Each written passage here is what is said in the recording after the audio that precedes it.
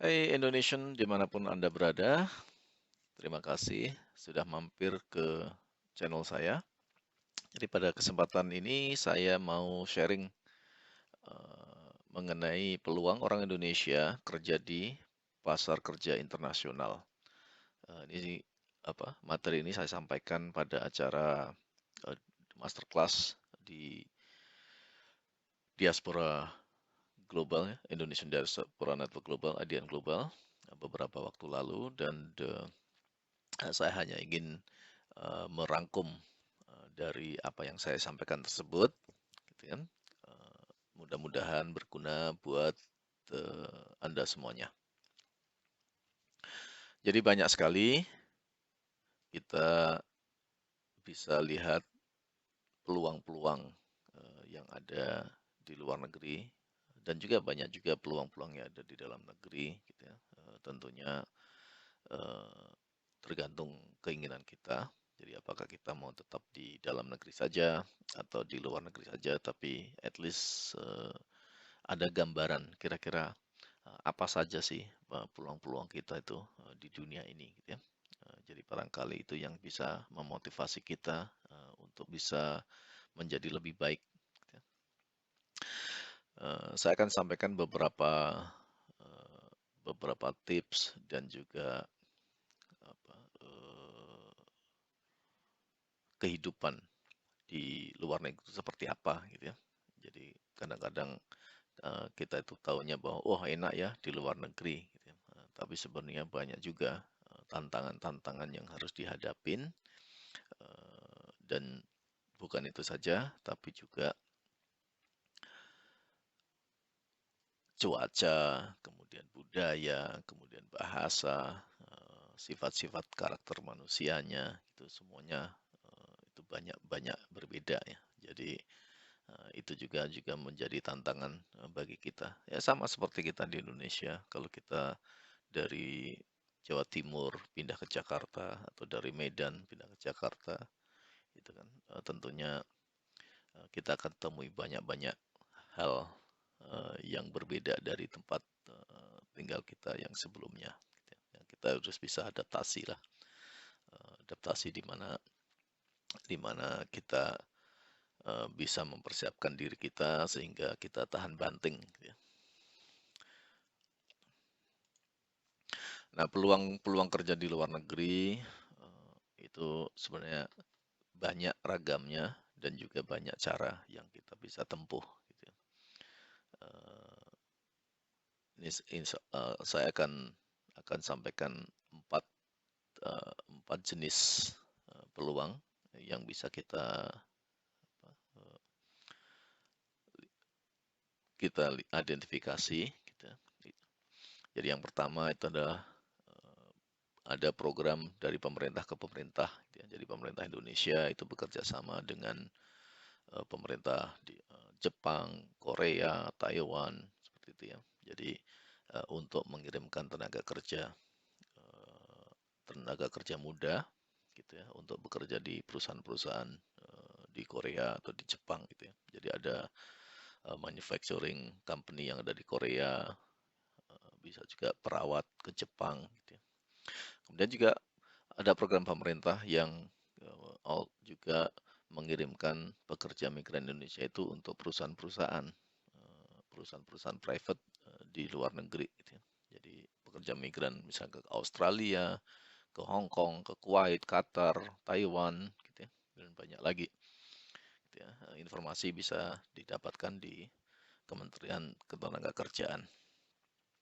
Kemudian juga kita bisa dengan program dari private ke private, gitu ya. Juga banyak sekali juga perusahaan-perusahaan asing yang beroperasi di Indonesia, gitu ya. Kalau kita bisa bekerja untuk mereka, maka eh, kita bisa mendapatkan kesempatan untuk ditransfer untuk di kantor pusat mereka, baik itu entah di Amerika atau di Eropa, di Middle East, gitu ya. Tentunya juga kita juga harus harus menjadi the best employee di perusahaan tersebut ya. Jadi untuk nantinya bisa ditransfer. Kemudian yang terakhir kita juga bisa melalui dengan program mandiri, gitu ya. Jadi program mandiri itu seperti apa? Ya, program mandiri itu kita sebagai pekerja ya harus mencari peluang. Jadi apply kalau ada posisi-posisi yang available untuk perusahaan asing, mereka biasanya datang ke job fair, career fair gitu ya, ke kampus-kampus untuk mencari tenaga-tenaga profesional muda yang akan dikirim ke luar negeri. Jadi contohnya Schlumberger, gitu ya, Siemens, gitu. Kemudian juga kita bisa bekerja di perusahaan outsourcing. Nah, perusahaan outsourcing itu kan banyak punya project dari luar negeri. Gitu ya. Nah, itu biasanya projectnya beragam gitu ya, dari yang project kecil maupun yang besar gitu ya. Nah, semakin besar projectnya tentunya perlu komunikasi yang intensif gitu ya. Nah, itulah makanya mereka biasanya akan diminta untuk mengirimkan beberapa orang, satu atau beberapa orang untuk ke luar negeri untuk berkomunikasi dengan klien mereka. Itu sebagai representatif dari perusahaan outsourcing tersebut karena seperti kita ketahui bahwa ada perbedaan waktu gitu ya. Perbedaan waktu antara Indonesia dan Amerika atau Eropa gitu ya. Jadi perusahaan-perusahaan tersebut pengennya ada orang yang bekerja pada jam kerja mereka gitu ya. Kita ada perbedaan time zone, kalau contohnya Amerika. Kalau di Central di Chicago itu beda dengan Jakarta itu sekitar 12 atau 13 jam tergantung musim ya. Nah, jadi ketika jam 9 pagi waktu di Amerika itu udah jam 9 malam waktu di Indonesia gitu. Jadi kalau ada masalah atau ada request, ada permintaan dari user, mereka harus menunggu 12 jam lagi. Itu pun juga jamnya di sini udah jam 9 malam baru komunikasi lagi gitu. Jadi supaya komunikasinya bisa jalan lancar ya harus ada representatif yang ada di sini gitu. Kemudian juga bisa dengan freelancing gitu ya. Banyak juga platform-platform freelancer yang kita bisa apply, itu bisa untuk submit proposal kita ke project-project tersebut gitu. Tapi biasanya ketika mereka sudah suka dengan hasil kerja kita, mereka akan memberikan offer mereka itu untuk ke kita untuk bekerja di perusahaan mereka. Mereka akan mensponsorin visanya dan juga biaya pindahnya dan seterusnya. Bisa juga dengan sekolah gitu ya. Jadi kalau kita sudah ada uang, ya sekolah dulu lah gitu ya. Ambil master atau ambil PhD gitu ya. Nah, nanti begitu sampai di sini tinggal cari internship awalnya, terus kemudian kerja di sini dan nantinya mereka kalau mereka suka dengan kerjaan kita maka akan di offer untuk bekerja sebagai permanen employee di sini gitu. Bisa juga kalau kita udah banyak uang ya invest lah gitu ya. Invest ke perusahaan-perusahaan yang ada di sini gitu ya. Nanti otomatis bisa bukan cuma peluang bekerja di sini tapi juga memberikan lapangan pekerjaan di sini di luar negeri gitu. Nah, itulah beberapa cara yang kita bisa bisa lakukan untuk kita itu berkiprah di pasar kerja internasional. Tentunya harus ada persiapan kan, persiapan-persiapan untuk hidup di luar negeri itu seperti apa, untuk kerja di luar negeri seperti apa ya, kita harus siapkan sedini mungkin gitu ya. Jadi apa saja sih yang harus disiapkan? Tentunya yang pertama adalah paspor gitu ya. Ya kalau kita nggak punya paspor gimana mau pergi ke luar negeri, mau kerja di luar negeri. Gitu ya. Jadi pastikan kita punya paspor. Kalau belum punya paspor sekarang, datanglah ke kantor imigrasi untuk bikin paspor. Gitu ya. Sehingga itu juga menjadikan motivasi kepada kita. Jadi ketika kita ngelihat paspor, udah punya paspor gitu, belum dipakai-pakai kan ada ini. Oh iya, ini ada paspor belum dipakai nih, gitu kan. Ya entah buat jalan-jalan dulu atau buat mencari pekerjaan di luar negeri. Kemudian juga dokumen.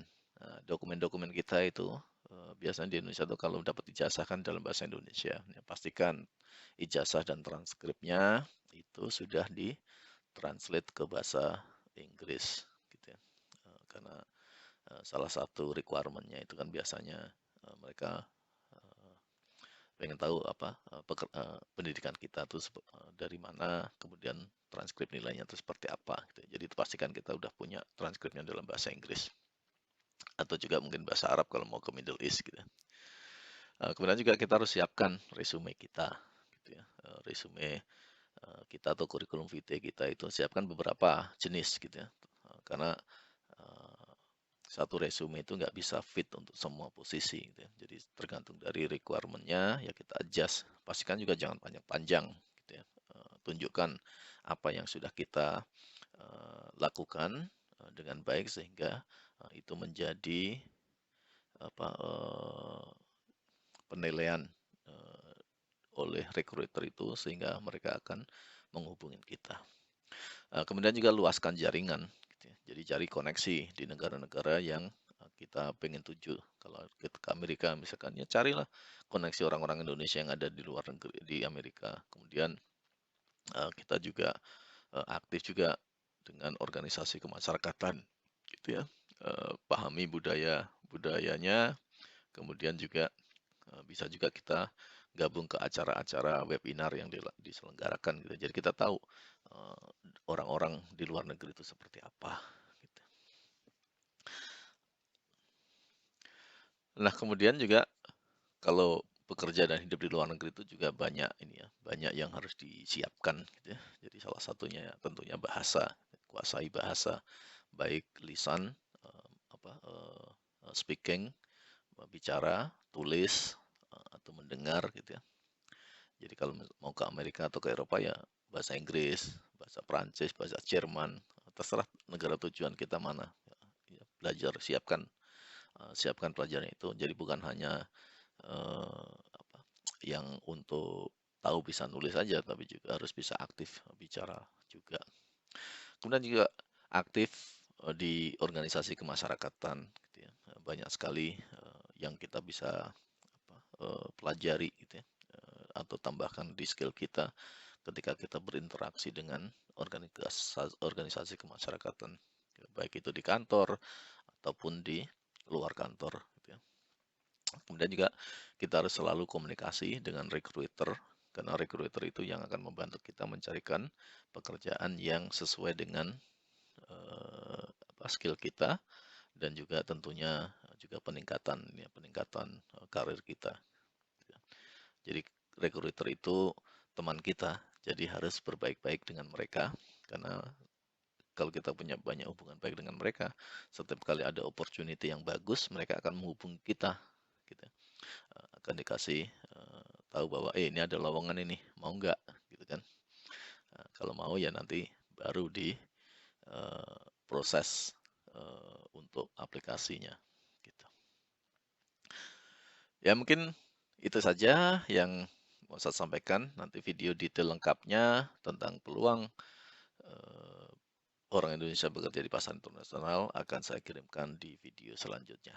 Oke, terima kasih banyak. Selamat menikmati video-video yang ada di channel saya ini. Sekali lagi terima kasih sudah mampir di channel saya. Dan tolong subscribe dan forward ke teman-temannya. Mudah-mudahan apa yang saya sampaikan bermanfaat buat semuanya dan memberikan motivasi kepada yang lain-lainnya untuk bisa berkiprah di pasar kerja internasional. See you.